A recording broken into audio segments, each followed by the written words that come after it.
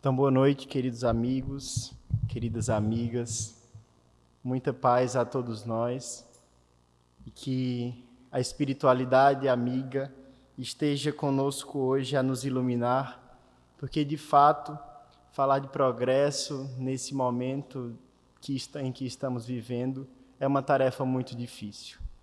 E, por vezes, nos pegamos repetindo os mesmos discursos de intolerância, de desrespeito, de pessimismo, porque ainda nós, enquanto seres humanos imperfeitos, entramos nessas ondas vibracionais negativas que muitos insistem em alimentar e acabamos, por muitas vezes, a reproduzir esses discursos. E é por isso que nós rogamos à espiritualidade amiga que possa conduzir as nossas reflexões na noite de hoje, para que assim possamos perceber a lei de Deus atuando em nossas vidas. E essa lei, a lei de hoje, é a lei do progresso. Mas, de fato, se a gente for analisar o panorama social em que nós estamos vivendo, se nós formos analisar desde o começo desse ano de 2019, nós, enquanto humanidade, estamos passando por situações muito difíceis. Tanto nos nossos círculos menores, parece que as nossas famílias elas vêm demandando cada vez mais desafios de nós. Os ambientes em que nós circulamos, o centro espírita, os ambientes de trabalho, qualquer outro ambiente de convivência, parece que vêm sendo apresentados cada vez mais como testes para as nossas vidas, os testes de paciência, os testes de tolerância e de tantas outras coisas. Então estamos sendo cada vez mais testados. E é por isso que nós resolvemos mudar um pouco o nosso roteiro, pegando a mensagem que foi lida inicialmente, em que o Espírito Emmanuel vai dizer que depois de Deus, a humanidade será o tema fundamental em nossas vidas. Porque nós resolvemos sempre, numa proposta também de alimentar esse discurso egoísta da sociedade em que vivemos, de viver apenas em função das nossas vidas. Então, vivemos para conseguir o meu carro, a minha casa, o meu dinheiro, as minhas conquistas, e estamos cada vez mais nos fechando no nosso mundo de egoísmo.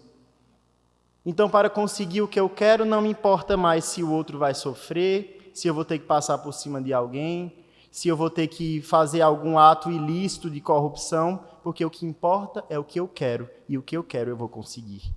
E estamos vivendo nesse movimento de egoísmo profundo, mas é a doutrina espírita que, na sua característica de questionadora, de nos proporcionar reflexões, vai nos fazer olhar com um movimento contrário. Não mais apenas nós, no nosso egoísmo, que vamos ter a importância, mas depois de Deus, a humanidade será o tema fundamental em nossas vidas. Porque vivendo também nesse movimento de estarmos fechados nos nossos mundos, nós esquecemos que nós fazemos parte da humanidade. E aí o Espírito Emmanuel, genial nessa mensagem, ele vai dizer que todos os triunfos e fracassos que iluminam e obscurecem a terra pertencem-nos de algum modo. Todos os triunfos e fracassos que iluminam e obscurecem a terra nos pertencem de algum modo.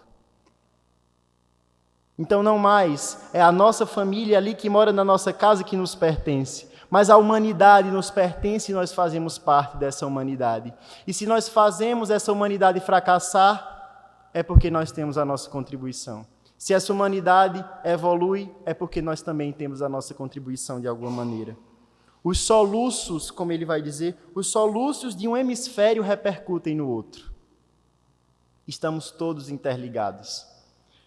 Talvez não percebamos, mas quando se fala na existência de um mundo espiritual, de estarmos mergulhados como se fosse numa banheira do fluido cósmico universal, tudo está ligado.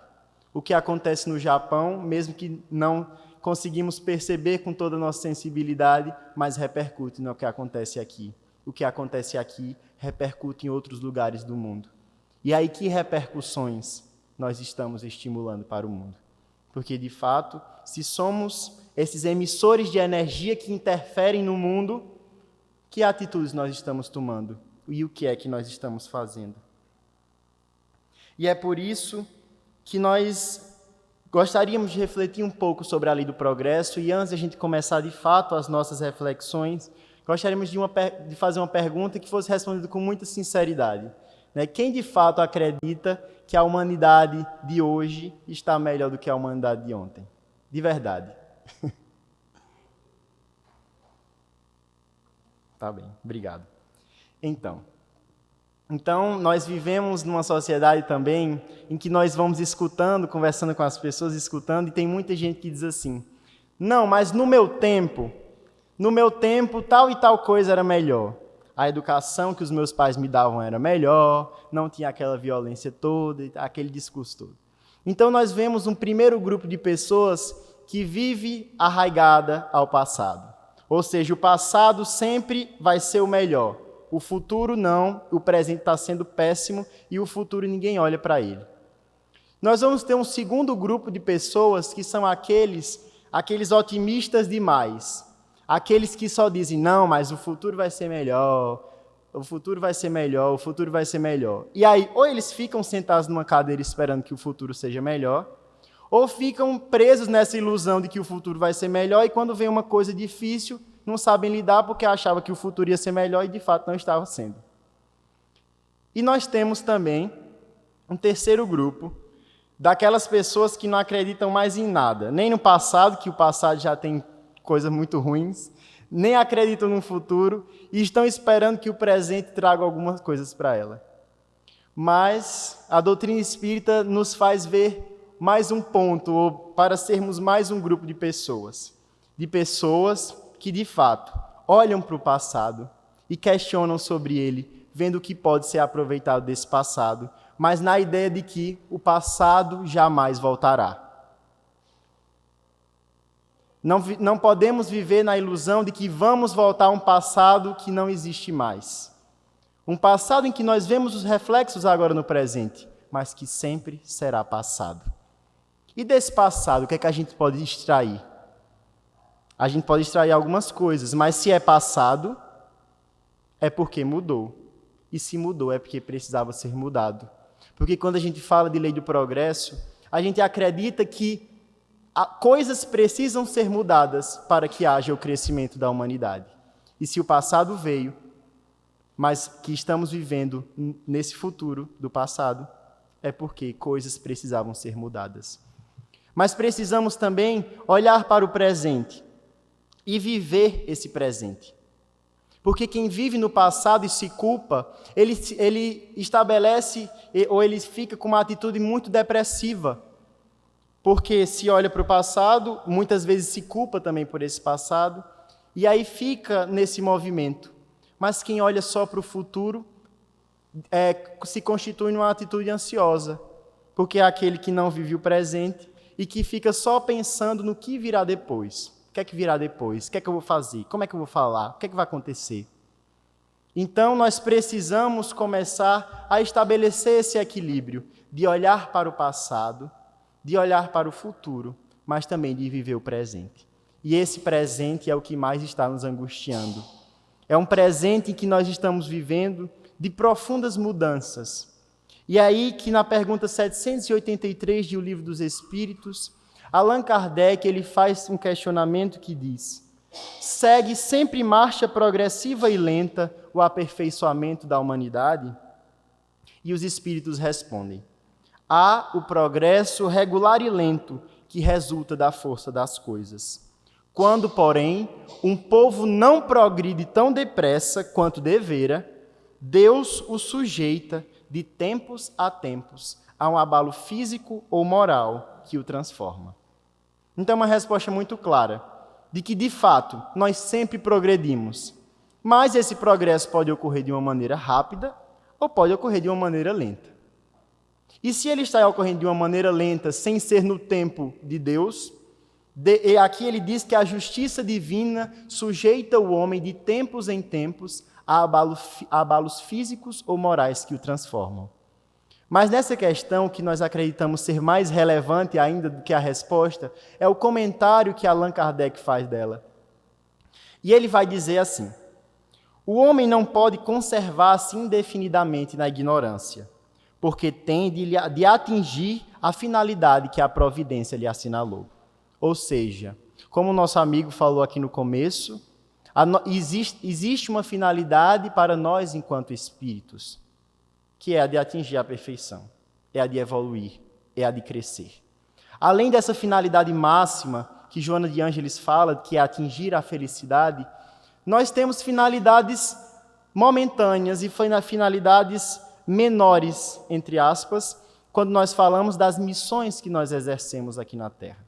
Todos nós viemos do plano espiritual enquanto espíritos reencarnados, que trazemos uma bagagem de outras existências, nós viemos com uma missão aqui na Terra.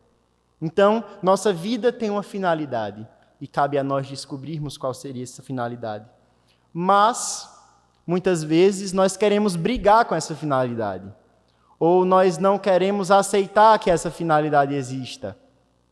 E aí Deus, como Allan Kardec disse que o homem não pode conservar-se indefinidamente na ignorância, Deus vai movimentá-lo para atingir a finalidade a que ele é sujeito. E no comentário, Allan Kardec continua dizendo que o homem se instrui pela força das coisas. As revoluções morais, como as revoluções sociais, se infiltram nas ideias pouco a pouco, germinam durante séculos, depois irrompem subitamente e produzem o desmoronamento do carunchoso edifício do passado, que deixou de estar em harmonia com as necessidades novas e com as novas aspirações. Então, olha que imagem interessante que Allan Kardec traz. Primeiro, ele vai dizer que as revoluções morais, assim como as revoluções sociais, elas são necessárias e elas são infiltradas nas ideias pouco a pouco. E o momento, de fato, em que nós estamos vivendo socialmente é um momento de profundas revoluções sociais e morais. É um momento em que nós nos questionamos sobre os nossos valores, é um momento em que nós questionamos sobre os nossos ideais e que nós perguntamos assim: não, mas por que fulano está aqui e o outro fulano está ali? Por que um está acima e um está abaixo? E a gente começa a se questionar. E essas revoluções, elas nos causam muita angústia, porque elas nos tiram do lugar de conforto. E antes, o conforto que o passado dava, porque o passado dá aquela ideia, dá aquelas ideias prontas, bem estabelecidas, que está tudo organizado, mas o presente é um presente das revoluções. E se o presente é um presente das revoluções, dos questionamentos, é porque é um presente que precisa ser mudado. Porque Allan Kardec traz a imagem de que são necessárias essas revoluções para o desmoronamento do carunchoso edifício do passado. E é como se nós vivêssemos, a nossa sociedade fosse uma casa, e vamos pensar assim numa casa de madeira, que é mais fácil de a gente imaginar a sua destruição. Né? Então é uma casa de madeira em que nós estamos jovens, construímos aquela casa de madeira, e de fato aquela casa, ela cumpre as necessidades para nós. Então, nós temos um fogão novo, uma geladeira nova, está tudo muito bem, a madeira está nova, os cupins não corroeram essa madeira ainda, então o chuveiro não está entupido, ele funciona muito bem, está tudo tranquilo, satisfazendo as nossas necessidades. Mas existe algo que nós nunca podemos fugir dele, que é o tempo. Então o tempo vem, e o tempo traz sol e chuva, e aquela casa que antes era uma casa nova e muito bonita e que satisfazia todas as nossas necessidades, vai ficando obsoleta. Então, o nosso fogão, que antes era de 6 bocas, agora só funciona 4. Né? O nosso chuveiro já não dá conta também do banho. E as coisas começam a quebrar e os cupins começam a corroer a madeira da casa. E a gente vai tomar uma decisão. Porque nós não podemos ficar na casa que está se desmoronando. E da mesma forma é a nossa sociedade. São necessárias essas revoluções para que esse carunchoso edifício do passado, para que esse edifício do passado, corroído pelo cupim, corroído pela ação do tempo, se desmorone, para que seja construído outro em seu lugar. São necessárias essas revoluções, essas bagunças, entre aspas, para que algo novo emerja. Mas para algo novo emergir, é necessário que algo velho morra. E nós precisamos trabalhar muito essa questão do nosso apego às nossas ideias. Porque nós temos um apego muito grande às nossas ideias. E aí vem um outro para questionar as nossas ideias e nós dizemos, não, é assim que eu penso e é assim que vai ser para sempre. É aquela ideia do eu nasci assim, eu cresci assim, você sempre assim. Mas vai chegar um momento em que vai ser necessário que nós mudemos a nossa posição. Porque a vida corre, a vida anda. E a lei do progresso age em nossas vidas para que nós nos tornemos melhores. Porque esse edifício do passado, que já serviu em algum momento, que já foi útil em algum momento, ele não é mais. Porque surgem novas necessidades, surgem novas aspirações. E assim é o nosso planeta. E a gente fala de um planeta que está entrando na categoria de um mundo de regeneração, está saindo de um mundo de provas e expiações, está entrando no mundo de regeneração, mas a gente esquece de que só será um mundo de regeneração se os espíritos que aqui habitarem forem regenerados. Se ninguém morasse na casa, se ninguém morasse nesse planeta, como é que ele iria evoluir? Se ninguém morasse nesse planeta, não existiria mundo de provas e expiações, não existiria mundo de regeneração, porque ninguém moraria aqui. Então é só mudando a humanidade que se muda o planeta. E é por isso que nós insistimos nas nossas reflexões de que o que precisa ser mudado não é o que está fora, não é aquilo que está bagunçando do lado de fora, mas é aquilo que está bagunçando do lado de dentro. Porque se nós vemos uma sociedade enlouquecida, é porque em algum ponto nós também estamos enlouquecidos. Nós também estamos alimentando o ódio. Nós também estamos alimentando a inveja. E aí nós vemos as brigas que as pessoas estão tomando pelos seus partidos, pelas suas ideias, porque ninguém sabe mais conviver com as diferenças. Nós não sabemos conviver com as ideias do outro. E aí, quando o outro não tem uma ideia da gente, o que a gente faz? A gente saca uma arma e mata. Ou se a gente não tem uma arma para matar, a gente tenta sabotar aquela vida daquela pessoa da maneira que a gente achar que for necessária para que ela caia. Só porque ela não concorda com as ideias da gente. E quantos nós estamos vendo assim? Porque nós, enquanto humanidade, nesse egoísmo em que estamos vivendo, nós não estamos parando para acolher as pessoas que vivem conosco, para escutar os seus problemas. Porque se alguém chega com um problema, a gente já vai botando 3, dizendo que a gente tem mais problema do que ela. Mas a gente não para escutar. A gente não para ouvir.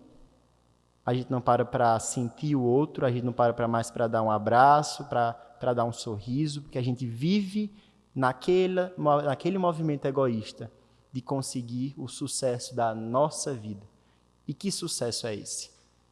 Muitas vezes é um sucesso apenas de ordem material, em que nós estamos vendo pessoas riquíssimas, com suas mansões, com seus iates, que estão adoecendo com depressão, que estão se matando pela via do suicídio. E aí? Que progresso é esse? Que evolução é essa? Que sociedade é essa que nos convida a viver essa vida que apenas nos desgasta e não nos eleva? Então é necessário que esse prédio do passado, e aí se nós pensarmos assim, a gente está vivendo o presente, mas esse presente vai ser um passado também. E é necessário que esse passado desmorone para que o futuro venha a ser construído. É necessário que o homem velho que existe dentro de nós se desmorone para que o homem novo venha a renascer. E Allan Kardec, continuando no seu comentário da pergunta 783, vai dizer que nessas comoções, nesses momentos de revolução, o homem quase nunca percebe senão a desordem e a confusão momentâneas que o ferem nos seus interesses materiais. Então, quando a gente está no meio do furacão, a gente só vê o negócio bagunçado. Então a gente fica louco, porque diz assim, meu Deus do céu, nada está no lugar mais. A sociedade está perdida porque nada está no lugar mais. E de fato, nada está no lugar. Mas nada está no lugar que é para que a gente comece a colocar as coisas de volta no seu lugar. Porque essa é a ideia que a gente vai ver um pouquinho mais adiante, é que o sofrimento chegue ao seu auge para que a gente mude. É que a pedra no sapato incomode tanto que a gente vai ter que agir para tirar aquela pedra no sapato. Então é necessário o movimento, que esse movimento ele chegue ao auge. Que nós chegamos no olho do furacão. Porque é quando a gente chegar no olho do furacão que a gente vai dizer assim, eu quero sair dele. E é que a gente, enquanto humanidade, vai querer sair. Então, nessas comoções, o homem quase nunca percebe senão essa desordem, essa confusão. Aqueles, porém, que elevam o pensamento acima da sua própria personalidade, aqueles que deixam um momento de olhar para si, para olhar para o mundo, e que eleva o seu pensamento, admira os desígnios da providência, que do mal faz sair o bem. Olha que interessante. A providência divina do mal faz sair o bem. E nós estávamos refletindo, e esse é um exemplo que nós achamos interessante, que, por exemplo, naquele caso de Brumadinho, né, que a barragem se rompeu, e que, de fato, nós acreditamos ser um erro humano, mas que Deus se vale também desses erros humanos, para que a sua justiça se cumpra. Nós pensamos assim, imagina aquela pessoa que era vizinho do outro, que nem se falava, e ali, às vezes podia ser que estivessem brigados, sei lá, alguma coisa desse tipo, mas quando veio a lama, não tinha mais vizinho brigado, não tinha mais intriga, não tinha mais fulano que não gostava um do outro. Quando veio a lama, era todo mundo ser humano desesperado, querendo ajuda para salvar a sua vida. Então, olha que interessante. A bagunça que aquilo gerou fez com que a gente olhe, aquelas pessoas que estivessem ali, olhassem de uma outra maneira umas para as outras. Porque ali na lama ninguém queria saber quem era rico, quem era pobre, quem tinha carro e quem não tinha. E por que não a gente não olhar para os outros dessa forma, sem estar necessariamente na lama? Por que a gente não parar para olhar para as pessoas, sem olhar só para o que elas têm? Por que a gente não para compreender a história do outro antes de ficar apontando o dedo para os erros que ele tem? Por quê? Mas a gente espera a lama, a gente espera que a bagunça venha, a gente fica lá, insistindo, aí quando a lama vem, aí a gente vai fazer o quê? Tem que mudar, tem que adquirir uma nova posição. E esse é o movimento de progresso. E é interessante porque no Livro dos Espíritos, Allan Kardec traz a lei divina ao natural, explicando que o universo em que a gente vive não é obra do acaso. As coisas não funcionam por acaso e nem acontecem por acaso. Elas acontecem por uma lei que rege tudo. Nós não estamos soltos à deriva, mergulhados aí nesse universo. Existe uma lei de um Criador, que é essa lei divina ou natural, que ordena o nosso universo. E uma dessas leis é a lei do progresso. E se a gente for lá no dicionário para olhar o que é progresso, nós vamos ver várias concepções sobre o que é progresso. Como progresso como um movimento para frente, uma propagação, uma expansão. Ou progresso como mudança de estado. Então eu saí de um estado, fui para outro estado, ou uma evolução. Ou eu saí de um patamar e fui para outro superior, e isso é tido como progresso. Progresso pode ser tido também como a incorporação de novas tecnologias no nosso dia a dia. Então, por exemplo, se a gente pensar, no passado eu usava um telefone com fio e hoje eu uso um celular, então a nossa sociedade progrediu. O progresso pode ser também o fenômeno de enriquecimento de uma comunidade. Uma comunidade que antes era mais simples, mais pobre, e que ali conseguiu enriquecer, teoricamente é uma comunidade que progrediu. O progresso pode ser visto como uma evolução da humanidade, da civilização. E, de fato, quando a gente fala em progresso, a gente vê que nós, enquanto humanidade, nós nos desenvolvemos. Porque lá no começo, há uns 100 mil anos atrás, ou até um pouco mais, nós vivíamos em bandos. Nós, enquanto as primeiras experiências dos espíritos aqui na Terra, nós vivíamos em bandos, caçando, colhendo, em que a nossa única preocupação era o quê? Não morrer, era sobreviver. Então vivíamos perambulando aí pelo mundo, sem um lugar fixo, sem nada disso, e fomos nos desenvolvendo porque a lei do progresso, que vem através do tempo, ela nunca deixa nada passar. Então nós fomos nos desenvolvendo, nos fixando em pequenas comunidades, formando as nossas tribos, e ali naquelas comunidades nós já começamos a desenvolver a nossa linguagem. A gente começou a separar, dizendo, não, olha, os homens fazem essas atividades, as mulheres fazem essas atividades, e assim nós fomos nos desenvolvendo enquanto humanidade.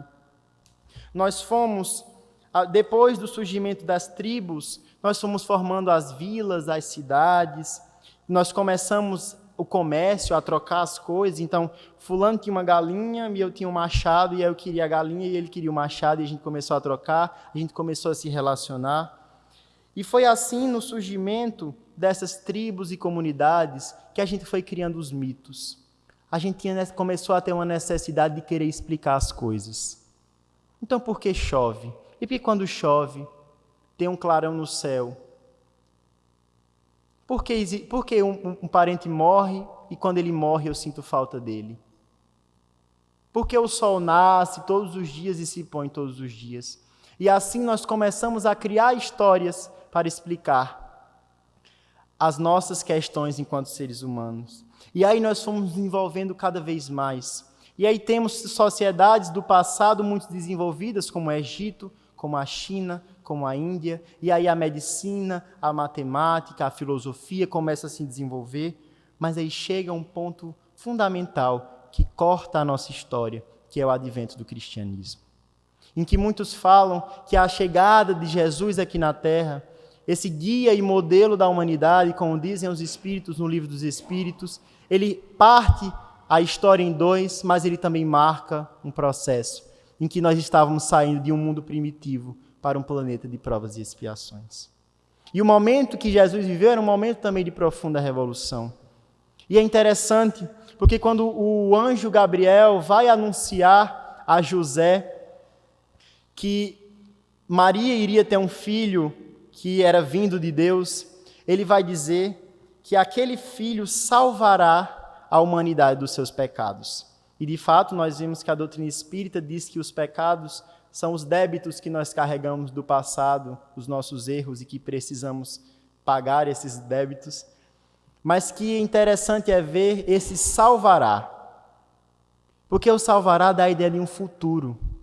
Então Jesus salvará, quando o anjo Gabriel avisou a José, disse que Jesus iria salvar a humanidade dos seus pecados. Numa proposta de futuro, numa proposta de olhar para frente. Então, todo nascimento de uma criança é a lei de progresso agindo no mundo nessa proposta de salvar a humanidade dos seus pecados. Talvez não na proporção de Jesus, mas numa proporção em que nós somos capazes de suportar. Então, nós, enquanto pessoas que nascemos na Terra, nós somos projetos a favor da lei de progresso da humanidade. A questão é, nós estamos cumprindo os nossos projetos que cumprem a lei de progresso na humanidade? E aí é uma questão da consciência de cada um. Então Jesus, ele traz essa mudança de estado, esse progresso que se advém, e que se a mensagem dele reverbera 2000 anos depois, é porque a humanidade ainda continua necessitando desse progresso. E aí depois do cristianismo a gente dá um salto e aí vai para a Idade Média, em que a Igreja Católica toma ali o poder e os saberes. Mas vem um momento muito importante, que é o momento do Renascimento, em que se começam a questionar o velho, o passado. E começa a se questionar a Igreja, que dizia que a Terra era o centro do universo, e aí vai chegar Galileu, vai chegar Nicolau Copérnico, vai chegar o Giordano Bruno, e vão dizer assim, peraí, que não é bem assim. Os nossos cálculos dizem o quê? A Terra não é o centro do universo, o Sol é o centro do universo.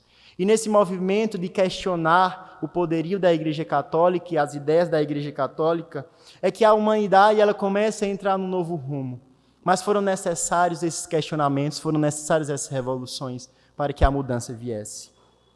E aí vem também uma figura importantíssima, momentos depois, que é a figura de Martinho Lutero, que com as suas 95 teses, questionou também certos dogmas e certas práticas da Igreja Católica.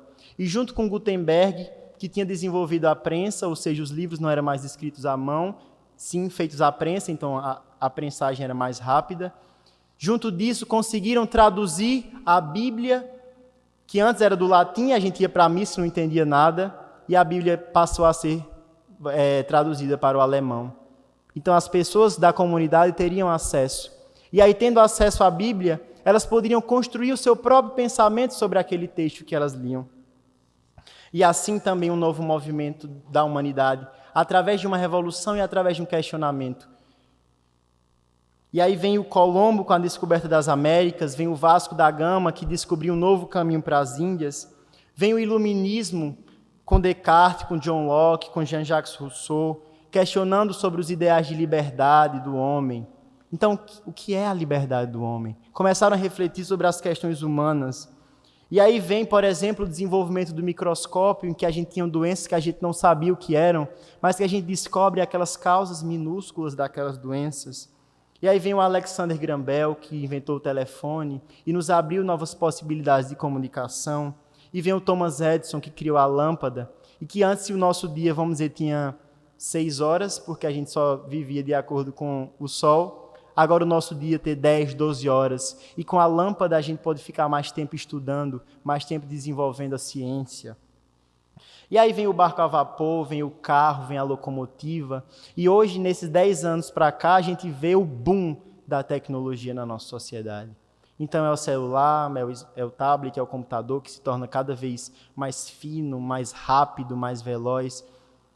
Mas e a humanidade no seu coração, como é que se encontra? Porque, de fato, nós progredimos intelectualmente, sim, e muito. Porque hoje, pessoas nos assistem de qualquer canto do mundo. Mas a gente ainda não aprendeu a se relacionar com aqueles que estão bem próximos de nós. E, de fato, existe esse progresso intelectual, mas moralmente, como é que nós estamos? E o que é que nós estamos fazendo para mudar essa moral?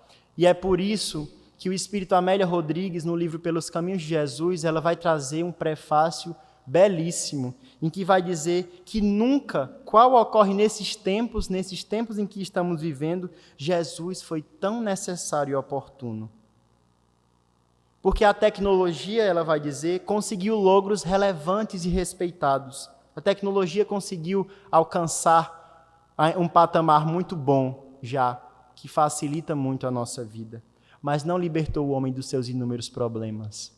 Então nós vemos aí pessoas cada vez mais ansiosas, que não estão sabendo lidar com as suas questões. Crianças nas escolas praticando bullying a níveis extraordinários.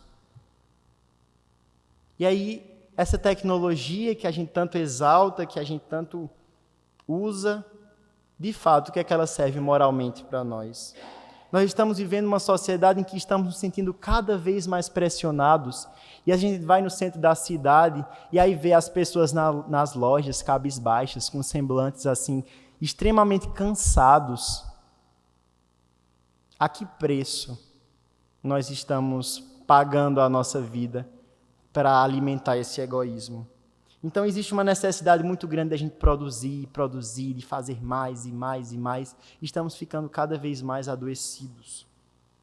Ela vai dizer que as ciências da alma, multiplicadas em escolas ricas de conceitos valiosos, não têm podido conduzir as mentes com segurança, por falta mesmo de objetivos seguros e legítimos.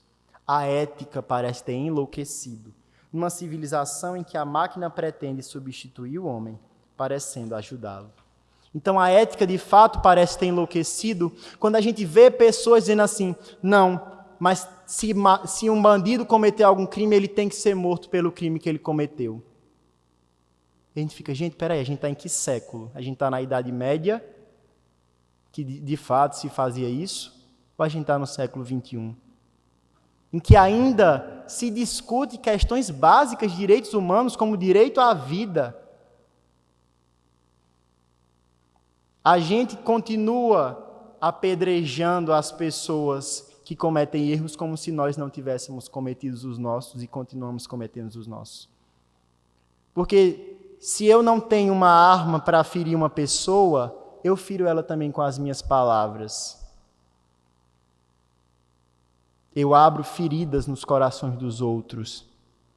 Feridas, inclusive, que levam esses outros a tirarem as suas próprias vidas. E aí, de fato, a gente vai matar todo mundo que comete mal, porque se a gente for matar todo mundo que comete o mal, acho que a Terra não vai ter mais ninguém. Então nós precisamos rever a nossa ética. Uma ética que de fato é necessário se questionar quando a gente for tomar uma atitude. Eu quero? Sim, eu quero. Mas o que eu quero, como é que isso afeta o outro? Porque nós não estamos vivendo sozinhos. Como é que isso afeta o outro? Como é que o outro vai reagir? E de fato, às vezes é necessário tomar certas decisões que bagunçam um pouco o outro. Mas existe uma terceira pergunta nessa questão ética, quando nós formos tomar nossas atitudes, é: como estamos perante a nossa consciência?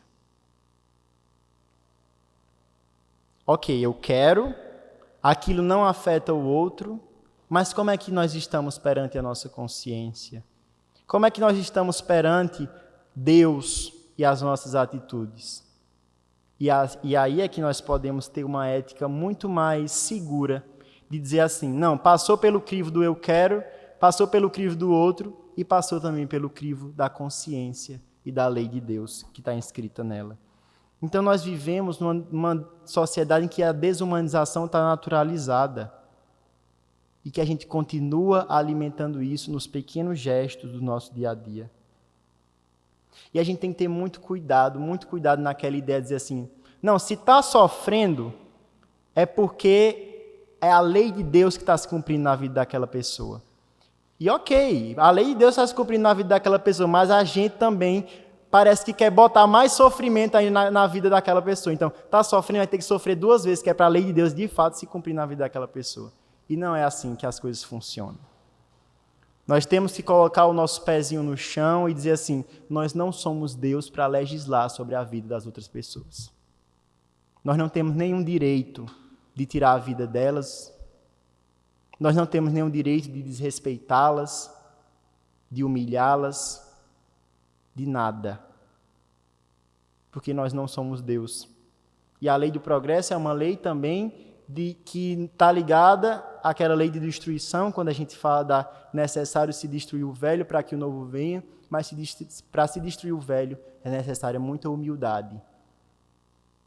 Para a gente deixar que certas coisas vão embora para que as novas venham. Mas é na questão 784 que Allan Kardec, enquanto também um ser humano que se questiona sobre as coisas da humanidade, vai perguntar aos espíritos, dizendo assim, bastante grande é a perversidade do homem. E de fato, a gente não faltam provas de que bastante grande é a perversidade do homem para nós. Não parece que, pelo menos do ponto de vista moral, ele parece, em vez de avançar, caminhar aos recuos. Então, o que é que Allan Kardec pergunta? Bastante grande é a perversidade do homem. Não parece que, ao invés dele estar indo para frente, a gente está caminhando para trás? E os espíritos vão responder, enganas-te. Observa bem o conjunto e verás que o homem se adianta, pois que melhor compreende o que é mal e vai dia a dia reprimindo os abusos. Faz-se mister que o mal chegue ao excesso, naquela ideia. Faz-se mister que o mal chegue ao excesso, para tomar compreensível a necessidade do bem e das reformas. Mas nós não podemos ser os veículos desse mal. Nós não podemos entrar nessa onda de pessimismo e de alimentação do medo e da violência que a nossa sociedade faz. Porque a gente vê as divulgações nesses WhatsApps da vida, de vídeos de pessoas que foram assassinadas e estão ali sangrando depois de terem levado um tiro. E o que é que isso vai ajudar na humanidade? O que é que isso vai ajudar naquela pessoa que está ali caída? Você vai curar a ferida dela? Você vai estancar o sangramento? Ou você vai fazer aquela pessoa ressuscitar? Então nós precisamos parar de alimentar o medo e a violência. Nós precisamos parar. Não naquela perspectiva de que, está tudo muito bom, está tudo muito lindo, é o progresso, é a humanidade e tal, porque de fato nós estamos vivendo um momento muito difícil. Mas é de nós não ficarmos alimentando essas ondas psíquicas e energéticas que estão circulando. Então, se você não puder mandar o vídeo do WhatsApp, não mande, porque aquilo não vai servir de nada para a vida de ninguém. Se você pudesse segurar para dar uma resposta que vai ferir o outro, segure e trabalhe isso com você mesmo, porque aquilo não vai ser útil para a vida de ninguém. Nós precisamos parar de querer viver ferindo o outro e alimentando essa onda de medo. Nós precisamos começar a olhar para o outro com mais compaixão, com mais serenidade. Alguém aqui já parou para olhar para a história daquele bandido que está ali preso e cometeu um crime? Se você tivesse vivido a mesma história que ele, onde é que você estaria agora? Se você olha para aquela mulher prostituta na rua e fica apontando o dedo para ela, se você tivesse vivido a mesma história que ela, muitas vezes de negligência dos pais, muitas vezes de uma vida sem nenhuma oportunidade, como é que você estaria agora? Você estaria num lugar diferente que ela? E aí não é justificando a ação de ninguém, mas a gente precisa parar para compreender o outro na sua história. E é só assim que nós podemos mudar. Porque quando a gente compreende o outro na sua história, a gente tem paciência para com ele.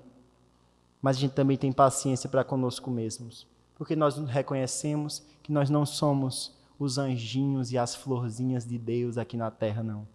Nós temos ainda muita coisa para mudar. Nós temos ainda muitas feridas para cuidar. E é por isso que a lei do progresso nos convida para um movimento. É para levantar da cadeira e fazer as coisas no mundo. Porque no diálogo que Jesus teve com a mulher samaritana, em que ela pergunta, Senhor, onde é que é para adorar o Pai? E Jesus vai dizer assim, nem aqui nem em Jerusalém, que o Pai deve ser adorado em espírito e verdade. E o Espírito Amélia Rodrigues, no livro Primícias do Reino, ela faz uma análise interessantíssima dessa passagem que diz assim, que o mundo é que deve se tornar o nosso templo. O mundo, então vai chegar um momento em que aquele agricultor que planta a semente, ele vai estar cultuando a Deus. É que o engenheiro que constrói um prédio vai estar cultuando a Deus. É que uma dona de casa que está ali limpando o seu lar, que está cultuando a Deus. É que um arquiteto, é que um gari, é que um professor, é que todos nós precisamos cultuar a Deus no mundo. Está na hora de sair da igreja, está na hora de sair do centro espírita e ir para o mundo, agir no mundo, para que esse mundo de fato mude. E a gente pode ver o centro espírita, a igreja, o templo, seja lá o que for, como espaço de reabastecimento. Mas a gente não está todo dia dentro do centro espírita. A gente está todo dia dentro da nossa casa, a gente está todo dia caminhando pela rua, a gente está todo dia no nosso ambiente de trabalho, e é lá o espaço em que nós devemos agir para que a mudança venha. É lá que nós estamos tendo oportunidades de nos tornarmos pessoas regeneradas para habitarmos esse mundo que virá. Então é necessário que a destruição venha. É necessário que o mal chegue ao seu limite para que a mudança ocorra. E é necessário que nós saiamos dessa posição de vítimas e dessa posição de pessimismo, de um pessimismo cego que não vai nos levar a canto nenhum. E é necessário acreditar no futuro, mas acreditar no futuro agindo para que esse futuro aconteça. E parar de brigarmos pelas nossas ideias, de pararmos, porque, só para finalizar, nós vemos uma onda terrível, e eu acho que essas eleições aqui no Brasil, elas exacerbaram tudo isso, de que, fulano tem uma ideia diferente da minha. Ou eu me separo de fulano, eu me intrigo dele, se eu não quiser matá-lo, se eu não conseguir matá-lo, eu me intrigo de fulano, pronto, me intriguei de fulano. Então, fulano vota em ciclano e eu voto no outro. Aí pronto, ok, tá certo. Aí não existe mais família, não existe mais amizade, a gente vive sozinho, assim, numa bolha das nossas ideias. E isso tem evolução aonde? A gente tem que parar de ter essas atitudes infantis. E olhar para o outro e conversar com o outro e suportar o que o outro traz para nós, porque a gente obriga que as outras pessoas também suportem o que a gente tem para dar para elas. E é assim, nesse movimento de acreditar que se de fato nós estamos regidos por uma lei, por um princípio que nos organiza e que vem de Deus, nós não estamos desamparados.